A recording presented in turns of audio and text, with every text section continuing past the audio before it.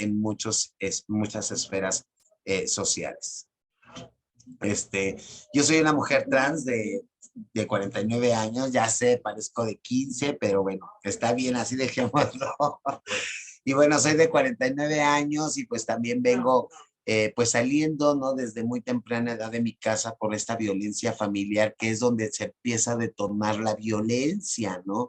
Por no el reconocimiento hacia las diversidades, porque nadie nos enseña a ser papá ni mamá, mucho menos ser papá o mamá LGBT. Sin embargo, pues al estar en mi infancia en ese seno familiar, que es donde recibo la primera violencia, salí expulsada a los 9 años de edad, pues dirigida a las calles del país, ¿no? Porque no tenía otra, ¿no? No tenía más familia, mis hermanos, que era mi círculo, pues me abandonaron, no me daban de comer, me golpeaban, me discriminaban, ¿no? Entonces por eso decido salirme a los 9 años. Y a esa edad me coloco en el trabajo sexual de manera sistemática y realizo una transición de un día a otro y con ello me empiezo a enfrascar, ¿no? En estos espacios de vulnerabilidad. Desgraciadamente, desde muy temprana edad, a los 9 años, tuve mi primer cliente como trabajadora sexual y a esa misma edad, llegando al trabajo sexual, pues tuve una primer demanda, ¿no? Una demanda dirigida hacia el consumo de sustancias psicoadictivas, ya que los clientes llegaban intoxicados, drogados, y con ello pues te invitaban y siendo una niña inexperta, sin conocer cómo funciona el mundo ni la sociedad, pues fui presa fácil de las drogas y eso me llevó a consumir 20 años de mi vida, 20 años limpiando parabrisas, quedándome en las calles, en los parques, limpiándome, bañándome en fuentes, toda llena de costras de mugre, con piojos, apestosa. Había veces que la misma violencia de todos la sociedad en general, la indiferencia y la violencia que se generaba todo el tiempo, pues por estar en la calle, ¿no?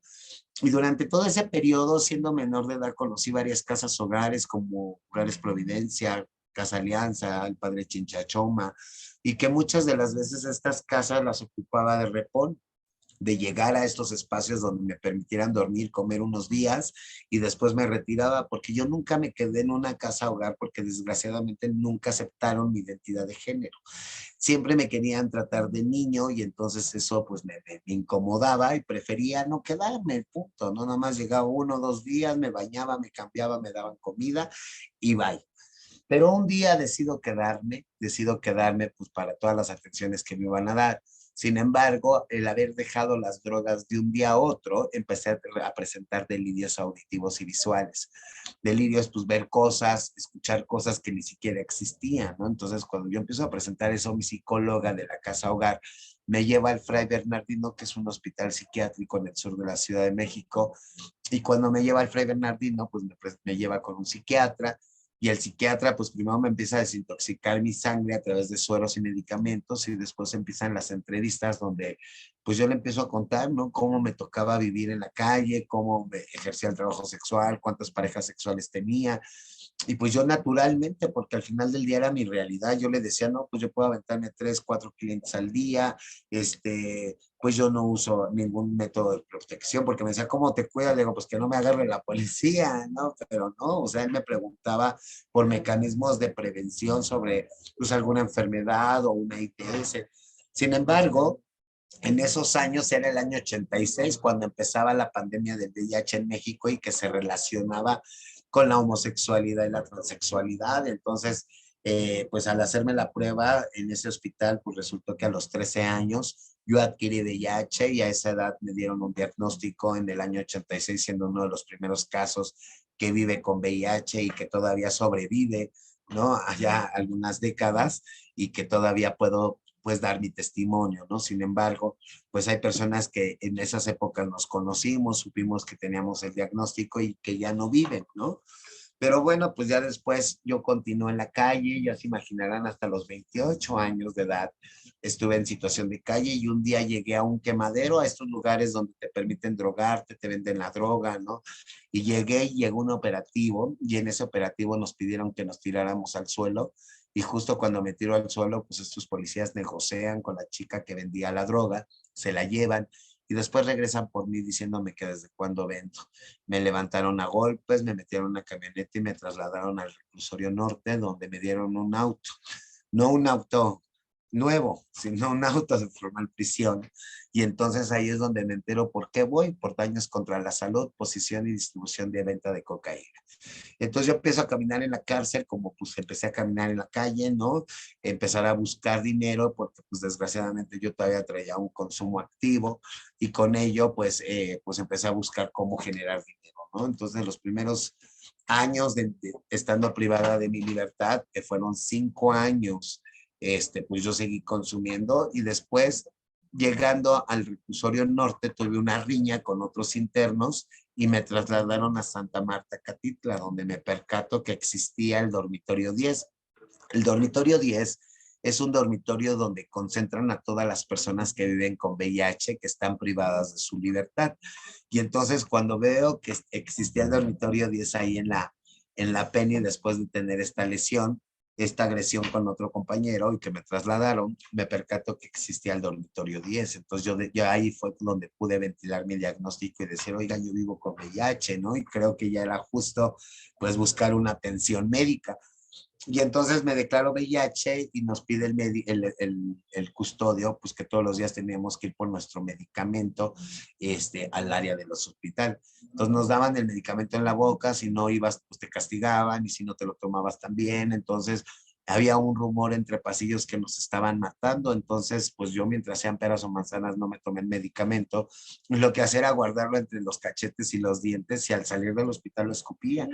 Y eso lo hicimos varias personas que con los años pues fuimos sobreviviendo porque las personas que sí lo ingerían desgraciadamente empezaban a presentar enfermedades oportunistas, pérdida de peso, diarreas, vómitos, ¿no? Y todas estas condiciones y terminaban en el hospital y después de un mes pues ya se morían, ¿no? Ya de repente, oye, es que ya se murió fulanito. ¿Cómo?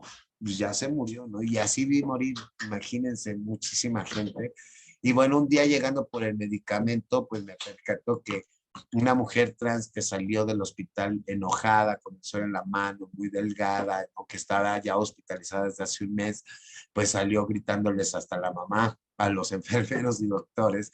Y ahí es donde me impacté, dije, güey, si nos están matando, ¿no? Entonces agarré y hablé con el director del penal y le pedí que me ayudara o me permitiera ayudar a estas poblaciones que estaban ahí en el hospital, pues enfermos de VIH. Y entonces así es como me permiten cuidarlo y me dijeron, es bajo tu responsabilidad. Y yo dije, sí, no hay problema, yo me aviento la bronca. Y así es como empiezo a cuidar enfermos dentro de la cárcel y vi morir a más de 200 personas en mis brazos, tan solo. Y la verdad es que mi satisfacción es que estas personas tuvieron una persona al lado de ellas para poder bien morir, ¿no? Y no murieron solas, abandonadas, por lo menos les acerqué un vaso de agua, les daba de comer en la boca, ¿no? Les cambiaba la sábana, el pañal, se enllagaban, les curaba sus heridas, ¿no? Todo esto. Entonces, pues eso me ayudó a dejar las drogas, ¿no? Dejar las drogas, tomé una decisión de ya no consumir, y con el tiempo, pues hicimos una denuncia con la doctora Andrea González, la directora del programa de VIH de la Ciudad de México, explicándole todo lo que nos estaba sucediendo. Y ella de una manera estratégica decidió hacer un documental dentro de las cárceles para saber cómo vivían las personas con VIH y así es como logra hacer una denuncia pública y logra la jurisdicción de atención de las personas privadas de la libertad y desde el 2009 pues las personas ya tienen derecho a la salud, a la vida, ¿no? A la reinserción, a la libertad, a los medicamentos antirretrovirales y a todos estos derechos que desgraciadamente se les violentaba desde el momento que nos estaban utilizando como conejitos de India, porque después nos enteramos que había nexos entre farmacéuticas y centros penitenciarios y nos ocupaban como conejitos de India para la creación de esquemas antirretrovirales que posteriormente pues salieran a la venta. ¿No? Y entonces cuando tú empiezan a diseñar nuevos medicamentos, buscan pilotos de personas que quieran voluntariamente someterse a la toma de estos medicamentos, pero como había un retroceso en los CD4 y un aumento en las cargas virales cuando te sometías, pues ninguna persona quería estar dentro de estos pilotos y lo que hacían era utilizar a las personas privadas de la libertad. Genial. Tengo una pregunta que creo que puede como ayudar a la conversación. ¿Cómo es desde tu experiencia y desde todas las mujeres trans que se han acercado a las diferentes casas hogar el vivir en México? Sé que ha ido cambiando a lo largo de los años, pero no sé si puedas compartirnos cómo es ser mujer trans, tanto una niña trans como una adolescente trans y una mujer adulta trans en México. Híjoles, pues son distintos contextos, ¿no? Por decir, una infancia trans, pues ahorita, pues ha habido varias situaciones polémicas, ¿no? Inclusive políticas por las cuales, pues no hemos permitido avanzar en el tema, pero la condición de las personas trans en infancias, pues todavía sigue siendo violenta, ¿no? Desde la imposición del género, que es una construcción social, y no permiten que los niños, niñas o jóvenes puedan tener un libre desarrollo de la personalidad y eso ha provocado los suicidios a muy temprana edad, ¿no? De todas estas personitas, inclusive la falta de aceptación y de autopercepción de nuestras identidades y expresiones de género. Sin embargo, ya en una adultez, pues se sigue viviendo desigualdad educativa, laboral, de salud, de vivienda, de identidad, de familia, de redes de apoyo. O sea, todas estas violencias se siguen viviendo y enfrentando las personas trans. México ocupa, por decir, el segundo lugar en asesinatos hacia la comunidad LGBT después de Brasil. Y el 100% del 100% de los asesinatos LGBT en México, el 85% va dirigido a las mujeres trans que desgraciadamente todavía ejercen el trabajo sexual. Las condiciones laborales son nulas todavía, porque desgraciadamente, aunque una empresa sea muy empática y digo, pues yo voy a aceptar personas trans, hay una desigualdad educativa dentro de las comunidades trans, entonces es muy difícil que lleguemos a esas esferas laborales pues en buenas condiciones o con una aceptación pues amplia, ¿no?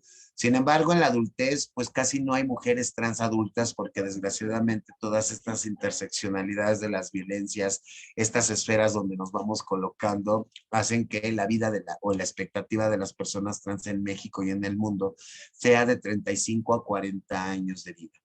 Se disminuye la calidad de vida, los años de vida, precisamente por la pobreza, por la discriminación, la violencia, la falta de identidad, de trabajo, de educación, de vivienda, de salud, ¿no? De identidad, y que todo esto va generando que las mujeres trans se coloquen en esferas desgraciadamente de vulnerabilidad, del crimen organizado, cárceles, drogas, ¿no? Y que luego es muy difícil salir.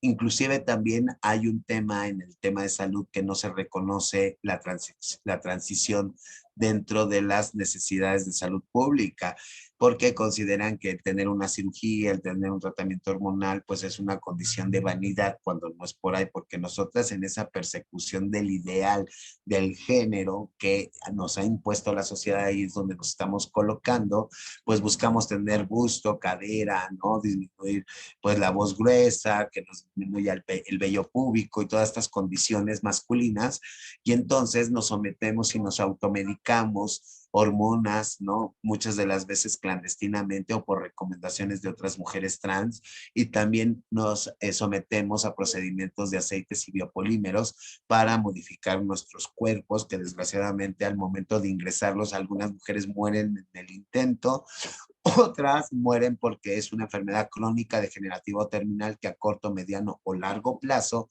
pues no va cobrando sus estragos. Desgraciadamente, la gran mayoría de las mujeres trans están colocadas en el trabajo sexual y pues bueno, pues tiene muchos vertientes, ¿no? El parecer mujer te discrimina menos la sociedad. Entre más buena estés, pues más ejerces el trabajo sexual, que es lo que te da como vivir, ¿no? Y que también dentro del trabajo sexual te permiten sin cuestionamiento seguir una transición, pero estas consecuencias pues llegan a corto, mediano, largo plazo, y luego una mujer trans con biopolímeros, como lo que le pasó a Alejandra Guzmán, se te pone la piel negra, dura, se te hacen hoyos, se te pudre la piel, hay veces que te amputan las piernas, pero tu única actividad laboral es el trabajo sexual, entonces ya con hoyos en los glúteos ya no puedes ejercer el trabajo sexual. Muchas de las mujeres trans tienen que regresar al ámbito de ser hombres para poder ser aceptadas por esa familia que siempre los discriminó, o en espacios donde les permitan vivir.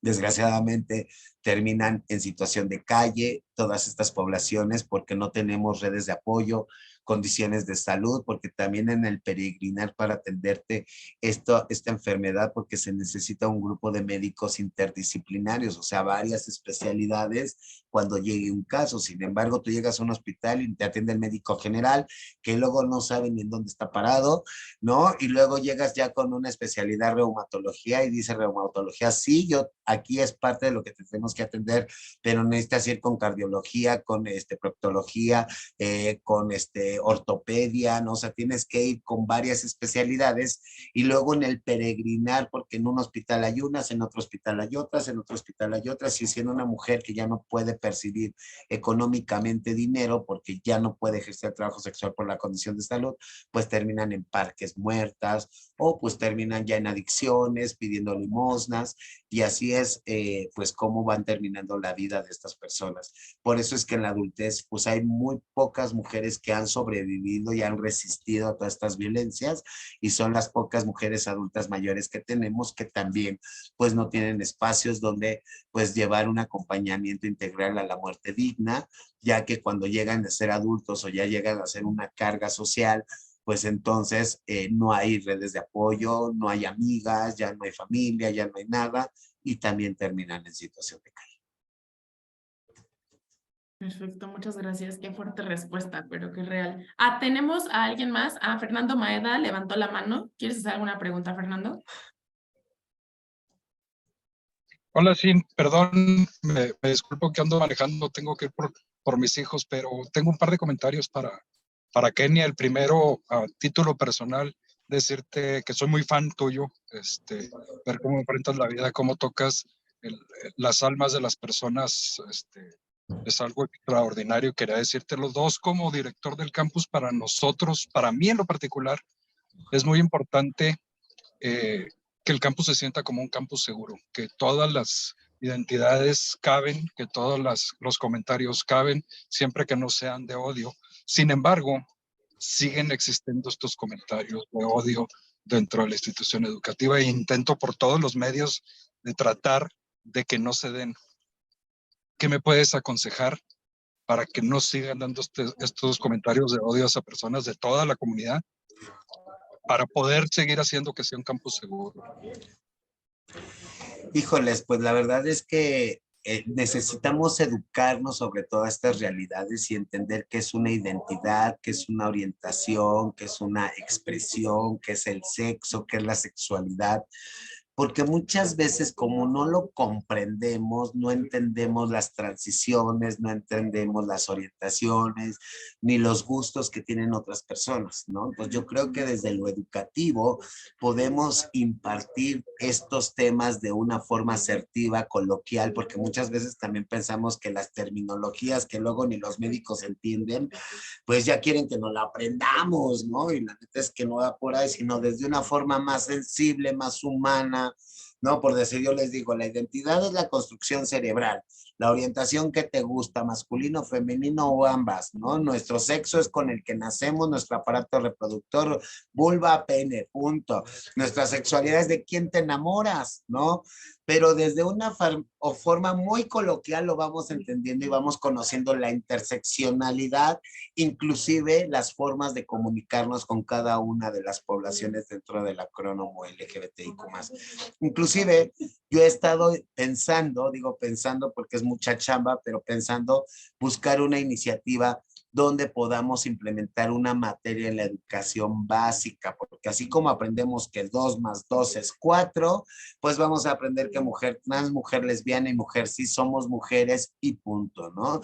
Y yo creo que desde la educación podemos ir erradicando la discriminación y la violación a derechos humanos, inclusive disminuyendo el bullying que se sigue generando dentro de las aulas escolares, y sentando a la capacitación a todos los servidores o los que prestan servicios dentro de este campus. Muchísimas gracias. Muchas gracias. Y me puedo sumar a las capacitaciones sin problema. Gracias, me encantaría. Muy bien. Tengo por acá, te explico cómo está aquí la estructura de las personas que nos acompañan, Kenia, porque entramos así como de clavado olímpico. Mira, tenemos a gente de las empresas con las que tenemos convenio, están muchos de ellos trabajando, a lo mejor acá mandando correos con los audífonos y escuchándonos dentro de las organizaciones, y aparte tenemos alumnas, alumnos, alumnes dentro en una de las salas del campus, en uno de los foros, que es la cámara que tenemos abierta que dice He4She Querétaro. Entonces, dentro de los grupos estudiantiles tenemos por ahí mira, están saludando por allá en el aula. Y creo que hay alguna pregunta de parte de las alumnas, alumnos, algo que quieran compartir. Sí, tenemos una pregunta por acá, si gustas acercarte para que te escuchen. Ajá, porque casi no escucho. Sí. Hola, ¿qué tal? ¿Ahí me oigo? Sí. Ah, ok, bueno, mucho gusto, Kenia. Mira, tengo una pregunta en relación a justo que mencionas de la discriminación y de las interseccionalidades, ¿no? Bueno, ¿qué le dirías o qué es tu opinión acerca de que dentro de la misma comunidad LGBT, en especial la G, es incluso personas que forman parte de esta discriminación, que no validan las identidades trans, que no, pues ahora sí que cometen crímenes de odio incluso contra las mismas personas que pues parece ser de la misma comunidad?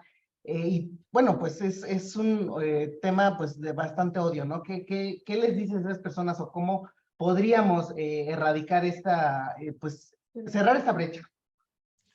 Híjoles, pues es que ese es parte del impacto de la misma violencia impartida hacia las poblaciones diversas, ¿no? Yo creo que muchas de las veces es lo que hemos recibido y lo que hemos dado, pero por ello no justificó la violencia, obvio, aclaro, ¿no? Pero yo creo que lo que podemos hacer también dentro de las comunidades LGBTIQ+, que se ha vivido discriminación efectivamente, pues creo que es momento de reconciliarnos.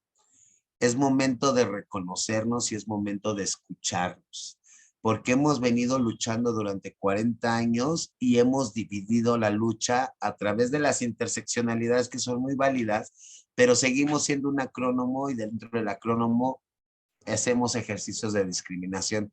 ¿Por qué? Porque las lesbianas no quieren a los gays no quieren a las trans no quieren a los intersexuales, o sea, y se van generando ámbitos de discriminación. El tiempo nos ha dado la razón que no ha funcionado de esa forma. Tenemos que sentarnos, conocernos, escucharnos, negociar, ¿no? Muchas cuestiones sobre la lucha y sobre cómo nos vamos interpretando dentro de los espacios. Y creo que desde esas condiciones, porque desde el amor vamos a poder cambiar muchas cosas. Si no lo hacemos con amor, perdón, no vamos a lograr llegar a una empatía. Si llegamos con la imposición y la criminalización, desde ahí viene la confrontación. Tenemos que llegar más empáticos, más amorosos para poder llegar a una reconciliación. Y para ello se necesita hacer muchos ejercicios, ¿no?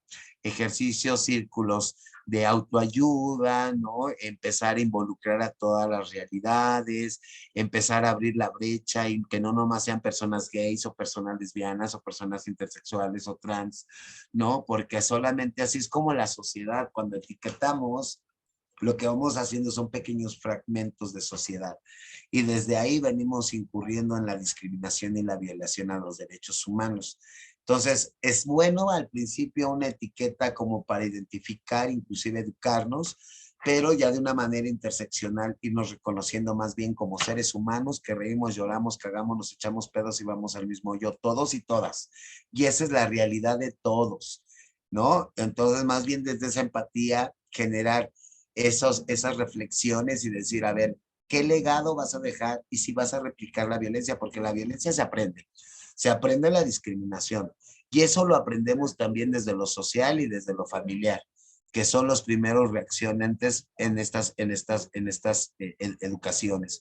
Entonces tenemos que ir generando y visibilizando e identificando las violencias y la discriminación así tal cual es, para poder crear estrategias contundentes e integrales y poder ir modificando estas realidades que todavía se siguen viviendo dentro de la comunidad LGBTIQ+.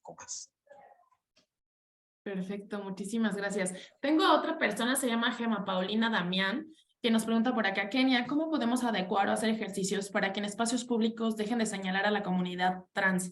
Entiendo que quizá estás hablando, bueno, Gemma, igual si quieres puedes abrir el micrófono, pero entiendo que estás hablando de una empresa como espacio dentro de la organización. Hola, sí, buenas tardes. Muchas gracias por darme la voz. Un gusto estar en este espacio compartiéndolo contigo, Kenia. Un placer, siempre aprendiendo mucho de lo que nos decides compartir. Y pues mucho va en este sentido en el que, bueno, vivimos en una sociedad, en esta ciudad, que a veces, además de mi estado, puede ser en otros estados, son bastante conservadores o se incomodan bajo la temática de la comunidad trans, ¿no?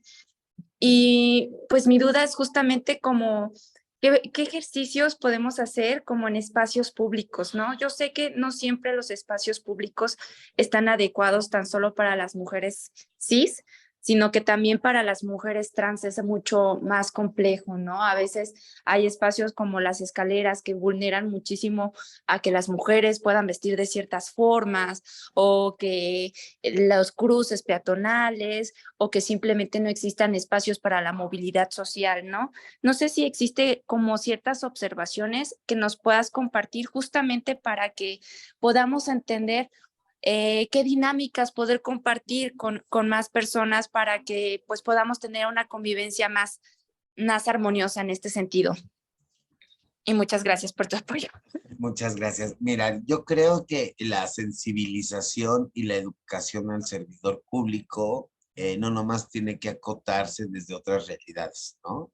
Hemos venido pensando que una persona cisgénero son las que nos tienen que enseñar qué es la diversidad sexual, ¿no? Las personas tenemos que hablar por nosotras y conocer nuestras realidades, eso nos da la apertura de poder educar.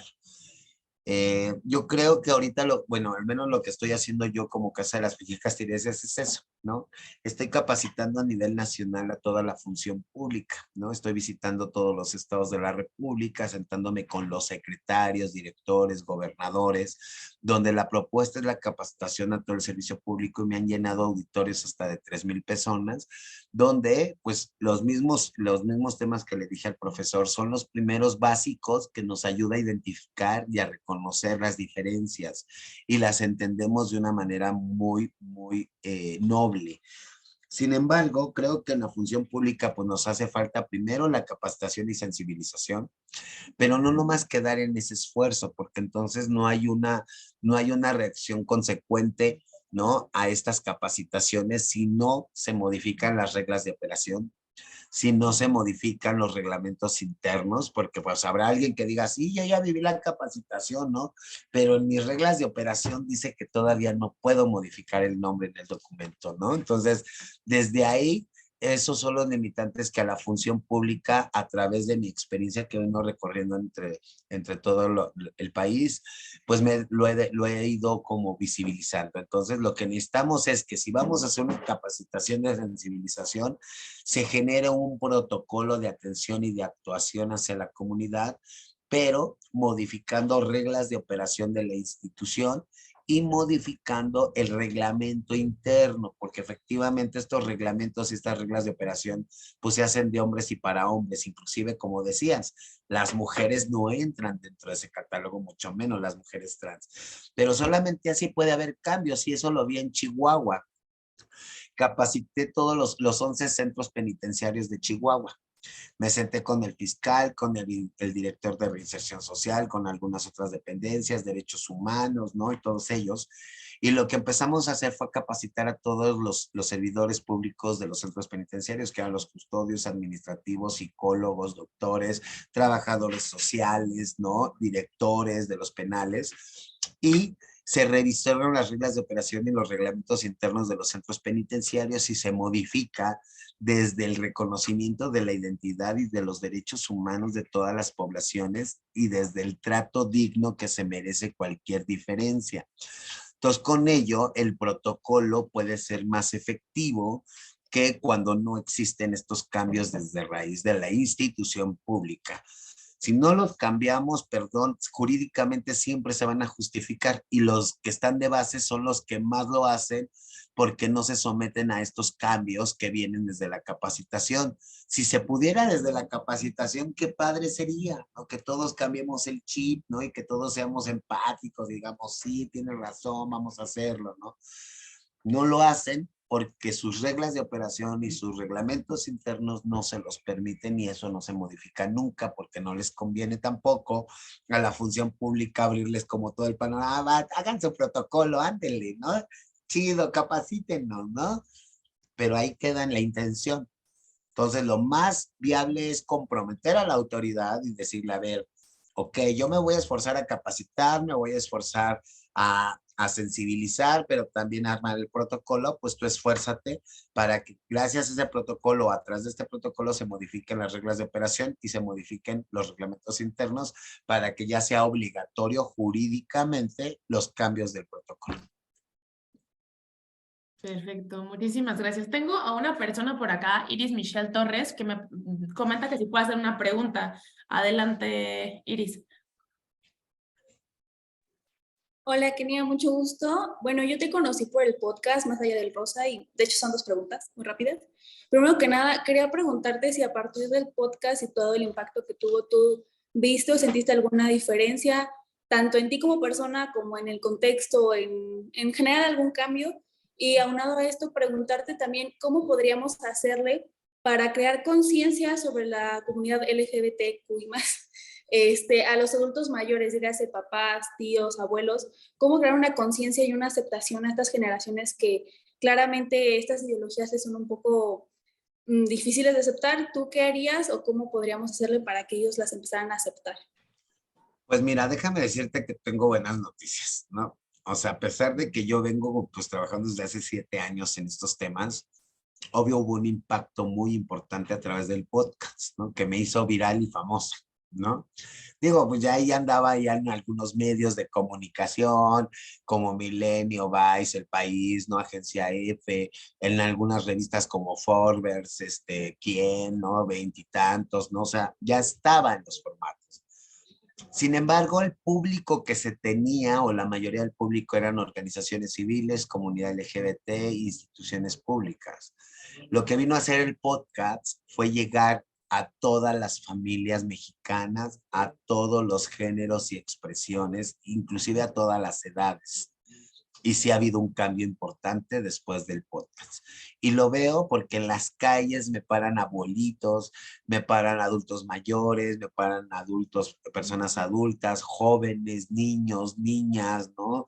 Inclusive hasta chavos de 12 años, 11 años pidiéndome la foto, reconociendo pues todo lo que he venido viviendo, pero también ahora todo lo que estoy haciendo, ¿no? Y bueno, creo que ese podcast logró sensibilizar de una forma amorosa, pero también reconociendo cómo interseccionalmente se van violentando los derechos humanos y se va disminuyendo la calidad humana de las personas LGBT y que pues desgraciadamente terminan en la muerte, ¿no? Entonces a mí me hablaron muchos papás, mamás, ¿no? De, oye, ¿sabes qué? Mi nieta, pues, es lesbiana, yo no la aceptaba, pero después de escucharte, no quiero que viva lo que tú viviste, ¿cómo le puedo hacer? Me habló por decir un transfóbico, me dijo, oye, es Kenia, te quiero pedir perdón, y yo le dije, ¿pero por qué? Pues ni te conozco, ¿no? Y me dice, no, dice, porque yo era transfóbico hasta antes de ver ese podcast, no sé qué pasó en mi cabecita que me cambió, me transformó y entendí muchas cosas y quiero pedirte perdón, o al menos a través de ti, a todas esas mujeres trans que llegué a golpear, llegué a insultar, porque obvio sentía enojo y coraje al verlas, pero pues yo sé que no las voy a buscar y no les voy a pedir perdón y no va a haber una reparación del daño, pero a través de ti quiero hacerlo, ¿no? Entonces me hablaron mamás de mujeres trans que desde hace 20 años se había ido su hija y por no aceptarla se fueron y me hablaron, me dijeron, gracias a ese podcast pude entender que tengo una hija perdida desde hace 20 años, ¿no? Me hablaron abuelitos, tíos, ¿no? Inclusive fue impresionante la reacción de la sociedad y lo veo también cuando camino en las calles, todo el mundo me para, se han parado los carros, ¿no? Señores, adultos que pues toda su vida, ¿no? Han pensado que esto está mal y pues hubo un cambio muy importante. ¿Qué haríamos para las familias? Pues yo creo que con las familias es muy difícil luego llegar, ¿no? Y educar, ¿no? Pero sin embargo, creo que el acercamiento a través de ahora los formatos digitales podemos llegar a una concientización hacia los adultos mayores. Pero también pensando que, pues bueno, va a ser también difícil porque pues ellos ya crecieron, ya vivieron, ya conocieron, ¿no? Y muchas de las veces ya no les interesa tanto como generar cambios, ¿no?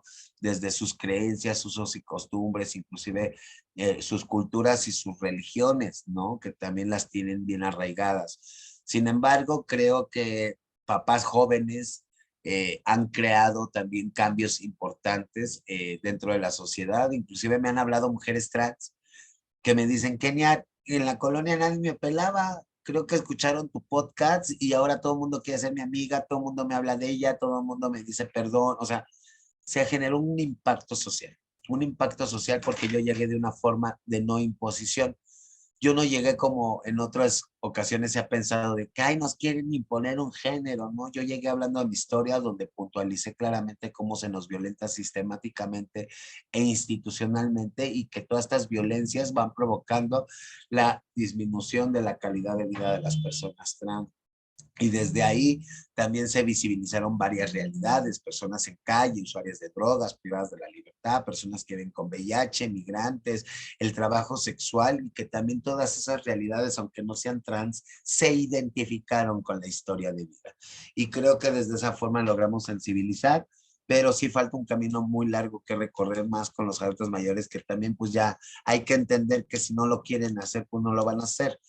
Enfoquémonos con las personas que vienen, que cambien la mirada, que cambien la postura, con los adultos que todavía puedan generar y querer hacer estos cambios, pero sí, la educación va a ser la mejor arma, y lo he dicho siempre, la mejor arma para combatir la discriminación y la violencia que todavía se genera hacia la comunidad LGBT.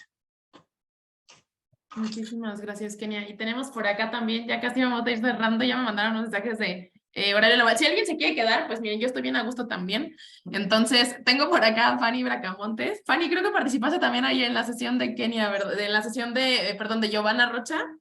Entonces, Sí, un así es. gusto. Buenas tardes a todas. La verdad estoy súper emocionada, Kenia, de verdad escucharte. Justamente fue de casualidad que te encontré en el podcast Más allá de la rosa y la sensibilidad con la que compartes y quiero abrir el micrófono para felicitarte. La verdad, me llena de emoción conocerte, verte. Tu historia de vida es impactante. Eres una mujer extraordinaria, admirable, con mucha garra, mucha valentía y creo que has impactado en eso que nos hemos olvidado, ¿no? La gente que está en reclusorios, gente trans, gente con SIDA, gente que hay ese sesgo, ¿no? De discriminar, de no voltear a ver, de no mirar, de no amar, de no ser empáticos. Y creo que eso viene desde casa, ¿no? Viene desde casa esa educación que recibimos, que absorbemos y que reflejamos en la sociedad. Y creo que tú impactas en eso. Entonces, te felicito, de verdad, eres una mujer extraordinaria y creo que la tarea que haces es magnífica, magnífica a nivel social y a nivel México, porque estamos viendo épocas muy complejas, ¿verdad? Y justo tú haces esa diferencia. Entonces, pues muchas felicidades y de verdad es un gusto escucharte. No, y pues de hecho yo me pude haber quedado como víctima, ¿no? O enojada y resentida por todo lo que me tocó vivir, pero decidí voltear la tortilla, ¿no? Y decir, yo no soy igual que la sociedad fue como lo fue conmigo. Yo quiero hacer esos cambios desde mi amor que he generado hacia la humanidad, y es por eso que ha impactado, ¿no? Porque yo pude haber sido una buena Teresa Mendoza, perdón. Tengo un potencial muy grande y con ese enojo y ese resentimiento pude haberlo hecho. Sin embargo, decidí no hacerlo de esa forma porque entonces la venganza si fuera con dolo, ¿no? La venganza si fuera asesinar, golpear, humillar, como a mí me lo hicieron. Y es regresar lo mismo que a mí no me gustó que me hicieran. Entonces decidí cambiar la tortilla y decir, no, tengo que generar amorosamente estos cambios para que lo que a mí no me gustó no lo vuelva a vivir otra persona, ¿no? Entonces, no ha sido fácil. Ha sido un camino de muchas luchas, de mucho camino empedrado, de muchas resistencias, pero sin embargo he ido avanzando y exitosamente cruzando cada uno de esos obstáculos.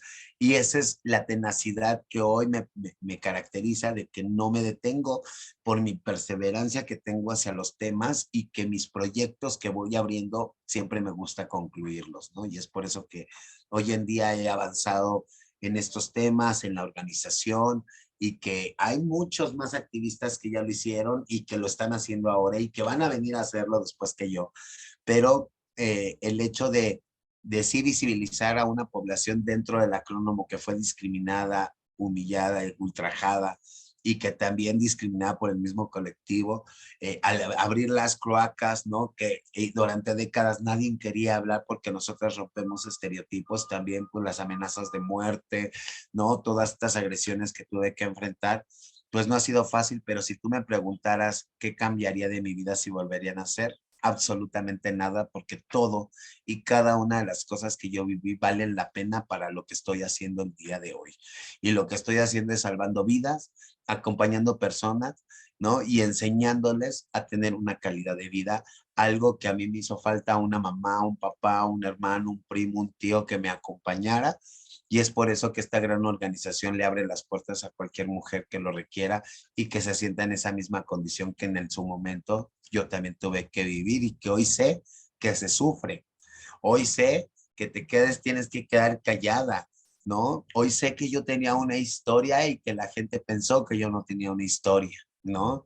Y muchas cosas más que uno va pensando en el camino, pero por eso es que ahora digo que mi mayor venganza va a ser que todos seamos felices, porque mi venganza va hacia el amor, hacia el cariño, hacia la empatía, hacia el conocimiento, la educación, e ir generando estos cambios sociales así, educativamente.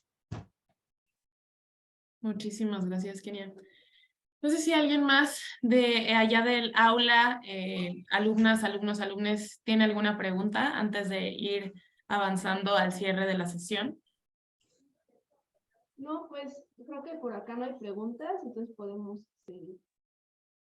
Ok, perfecto. Sí, muy bien. Creo que ya está. Kenia, pues quiero agradecerte muchísimo. También justamente con Más Allá del Rosa fue donde me reventó la cabeza. Me asumía como una persona que aceptaba todas las identidades, pero al momento de escucharlo dije, no es real. Entonces, hubo también un proceso de deconstrucción que justamente lo explicas muy bien, como algún chip entró dentro de mí y te agradezco muchísimo, te agradezco por llevar a todos los espacios, el tener hoy en las aulas, dentro de las organizaciones, personas que están escuchando esto, porque hay muchísimo trabajo por hacer y creo que justamente como lo decías, es algo que tengo como claro, la educación, absolutamente todo lo transforma, todo. Entonces, no nos queda más que seguir abriendo estos espacios, seguir abriendo estas conversaciones y pues bueno, también quiero agradecer a Michelle, que por ahí ha estado así como toda una guerrera detrás del teléfono y llamando y aquí vamos a estar bueno, sé que las personas que nos acompañan pues no han visto a Michelle, pero Michelle es la persona que está ahí al pie del cañón con Kenia para todos lados. Ya me decía, acá ando en La Paz y ya ando en Los Mochis y ya hace frío, hace calor, ya estoy en Ciudad de México, en el Estado de México. Entonces, muchísimas gracias porque siempre se requiere de un equipo para alcanzar y lograr las cosas. Entonces, te lo quiero agradecer y también al grupo He4She, al grupo estudiantil He4She, que también ha estado por ahí colaborando, trabajando de la mano para lograrlo, a las alumnas, los alumnos, las organizaciones, las empresas que nos acompañan el día de hoy. Entonces, les quiero compartir por aquí para que sigan las páginas de la Casa de las Muñecas Tiresias, que es la asociación civil que tiene o que dirige Kenia a nivel nacional. Ya por ahí, creo que ya no alcanzó el tiempo, hay muchísimos refugios que tiene o casas hogar o espacios seguros para mujeres trans a lo largo del país. Entonces, para que la sigan, siempre funciona, ¿no? El andar siguiendo y por ahí seguir detrás de las páginas de las redes sociales para sumar esfuerzos. No sé si quieras compartir algo, Kenia, antes de ir dando cierre. Pues nada, muchas gracias, de verdad, muchas gracias. Es para mí muy representativo y me voy muy agradecida por este espacio. decirles a todos los jóvenes que todo lo que imaginen en esta vida es real, si sus corazones así lo desean, porque el ejemplo aquí está que sí se puede cambiar y se puede salir de todas las condiciones habidas y por haber. Y pues que mi mayor venganza va a ser que todos seamos felices. Así que súmense a esta gran venganza y que todos y todos logremos ser felices, reconocernos como queramos ser, educarnos y nombrarnos como todos merecemos ser nombrados conforme nos vayamos identificando. Muchas gracias, que Dios les bendiga y cuídense mucho. Muy bien, adelante, Flo.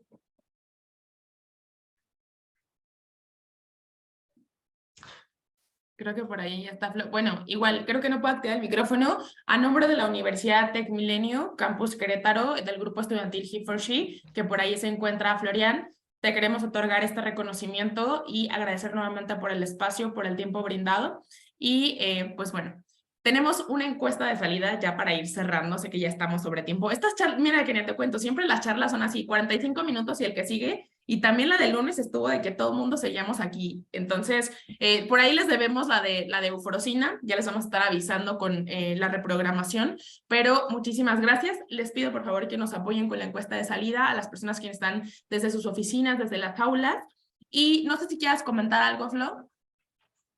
No, pues nada más agradecerle muchísimo, Kenia, que nos ha compartido su experiencia y con todo su amor y paciencia y de su tiempo. Y yo como una persona no binaria, pues aprecio mucho este espacio también. Entonces, pues muchísimas gracias y Excelente. Pues gracias a todos, que tengan una excelente tarde y esperemos por acá tenerte algún día de estos, Kenia, en algún evento. Sí, pues pongámoslo ya en la agenda y yo voy. Ok, y Michelle, aguanta, espérate, ahorita hablamos de eso. Sí, Pero si sí. quieren lo checamos, ponemos una fecha y lo que sí les recomiendo es que llenen un auditorio, porque cada vez que voy a una facultad, a una universidad, pues empiezan con un formato de 100 personas y terminan 1,500, 2,000 personas, inclusive ya llené uno de 5,000 personas, de 5,000 jóvenes. Entonces no dudo tantito que se quiera llenar el lugar, entonces sí piensen en un espacio grande y yo voy con mucho amor. Ok, muchísimas gracias. Bonita tarde a todas y todos. Hasta luego. Bye.